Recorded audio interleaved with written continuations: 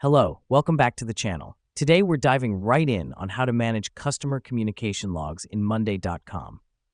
First off, go to the Boards section in your Monday.com dashboard. This is your central hub for all project and communication management. Now that we've done that, click on the New button and select Blank Board. Name this board Customer Communication Log.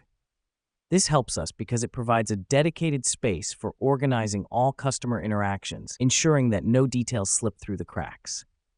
Next up, create columns for customer name, contact date, communication channel, and notes.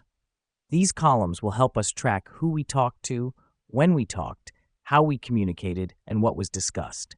Once you've set up your columns, it's time to start logging your customer communications. For every interaction, input the necessary details into the respective columns.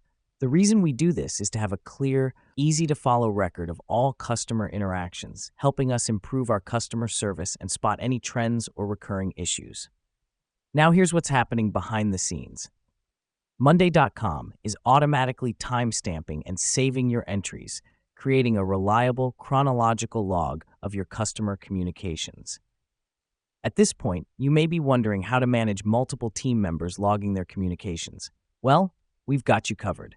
Monday.com allows you to assign specific entries to team members, ensuring that everyone can see who is handling which customer. This feature helps us maintain accountability and foster collaboration in our team. And that's it. You've just learned how to manage your customer communication logs in Monday.com. Remember, consistency is key here.